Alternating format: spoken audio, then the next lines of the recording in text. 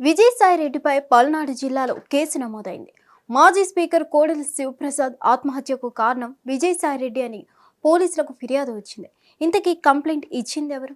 ఇప్పుడు కూటమి టార్గెట్ విజయసాయిరెడ్డేనా? రాజకీయాల నుంచి పూర్తిగా వైదొలిగారు విజయసాయిరెడ్డి. వైఎస్ఆర్ కాంగ్రెస్ పార్టీలో ఒక వెలిగిన ఆయన ఇటీవల కీలక నిర్ణయం తీసుకున్నారు. రాజకీయాల నుంచి తప్పుకుంటున్నట్లు ప్రకటించారు. ఇక నుంచి వ్యవసాయం చేసుకుంటానని తేల్చి చెప్పారు. అయితే ఈయన పొలిటికల్ రీ ఎంట్రీపై రకరకాల కథనాలు వస్తున్నాయి. ఈ తరుణంలో ఆయనపై తాజాగా పోలీసులకు ఫిర్యాదులు వచ్చాయి. గత కొంతకాలంగా వైఎస్ఆర్ కాంగ్రెస్ పార్టీ నేతలపై ఫిర్యాదులు, అరెస్టులు కొనసాగుతున్నాయి. సరిగ్గా ఇటువంటి సమయంలోనే విజయసాయిరెడ్డిపై ఫిర్యాదులు రావడం విశేషం. పల్నాడు జిల్లాలోని విజయసాయిరెడ్డితో పాటు నరసరావుపేట మాజీ ఎమ్మెల్యే గోపిరెడ్డి శ్రీనివాసరెడ్డిపై కేసు దాఖలైంది. దీంతో మరోసారి వెలుగులోకి వచ్చారు విజయసాయిరెడ్డి. వైసీపీ పార్టీ 2019లో అధికారంలోకి వచ్చింది. అయితే వైఎస్ఆర్ కాంగ్రెస్ ప్రభుత్వ వేధింపులు భరించలేక హైదరాబాద్లో ఆయన ఆత్మహత్య చేసుకున్నట్లు ఆరోపణలు వచ్చాయి.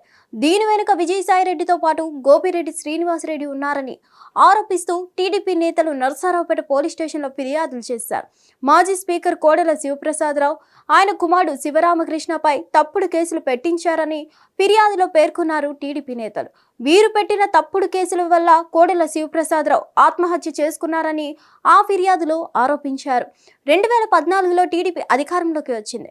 నవ్యాంధ్రప్రదేశ్ శాసనసభ తొలి స్పీకర్గా కోడెల శివప్రసాదరావును ఎంపిక చేశారు. అయితే నాడు శాసనసభను బహిష్కరించారు జగన్మోహన్ రెడ్డి. ఆ క్రమంలో కోడెల శివప్రసాద్ రెడ్డి తీవ్ర ఆగ్రహం వ్యక్తం చేశారు వైఎస్ఆర్ కాంగ్రెస్ పార్టీ నేతలు. అయితే వైఎస్ఆర్ కాంగ్రెస్ పార్టీ అధికారంలోకి వచ్చిన తర్వాత కోడెల శివప్రసాద్ పై అనేక రకాల ఆరోపణలు వచ్చాయి.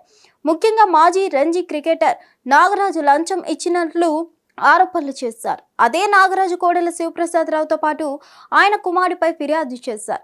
అటు తర్వాత కోడెల శివప్రసాద్ ఆత్మహత్య చేసుకున్నారు.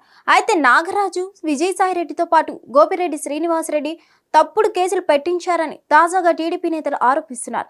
ఆ ముగ్గురిపై ఇప్పుడు నరసరావుపేట 2 టౌన్ పోలీస్ స్టేషన్లో ఫిర్యాదు చేశారు టీడీపీ నేతలు. ఈ ముగ్గురిపై కేసు నమోదు చేసేందుకు పోలీసులు సిద్ధపడుతున్నారు. అయితే తాను కోడెల శివప్రసాద్తో పాటు ఆయన కుమారుడిపై తప్పుడు కేసులు పెట్టానని నాగరాజు చెప్తూ ఫిర్యాదులు వెనక్కి తీసుకున్నారు. అయితే వరుసగా వైసీపీ నేతలపై టీడీపీ శ్రేణులు ఫిర్యాదులు చేస్తున్నాయి. ఆ ఫిర్యాదులను అనుసరించి పోలీసులు అరెస్టులు కొనసాగిస్తున్నారు. అయితే వైఎస్ఆర్ కాంగ్రెస్ పార్టీకి గుడ్ బై చెప్పిన విజయసాయిరెడ్డి విషయంలో కూడా మినహాయింపు లేదని తెలుస్తుంది. ఆయన కేవలం వైఎస్ఆర్ కాంగ్రెస్ పార్టీ నుంచి బయటకు వెళ్ళవచ్చు, కానీ ఆయన చేసిన పాపాలు మాత్రం వెంటాడుతాయని టీడీపీ నేతలు చెప్తున్నారు. ఎట్టి పరిస్థితుల్లోనూ విజయసాయిరెడ్డిని విడిచిపెట్టేదే లేదని చెప్తున్నారు. మరి ఏం జరుగుతుందో, ఎలాంటి పరిణామాలు చోటు చేసుకుంటాయో చూడాలి. హిట్ టీవీ యాప్, ఇందులో short news, live news, entertainment shows, movies, digital magazines తో పాటు మీ జిల్లా వార్తలను కూడా ఫ్రీగా చూడొచ్చు. అంతేకాదు కేజీ నుంచి పీజీ వరకు విద్యార్థులకు స్కాలర్షిప్ కూడా అందిస్తున్నాం. ప్రతి వారం 10 మందికి లక్కీ డ్రా ద్వారా ఒక్కొక్కరికి 10,000 రూపాయలు అందిస్తున్నాం.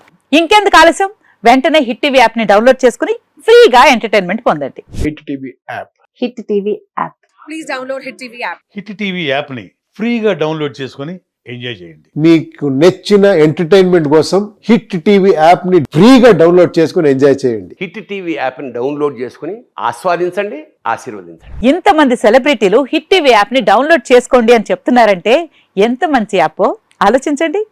అమెరికా అమెరికా అమెరికా అమెరికాలో చదవాలనుకునే వాళ్ళకి విశ్వసనీయమైన పేరు మన శౌర్య కన్సల్టెన్సీ.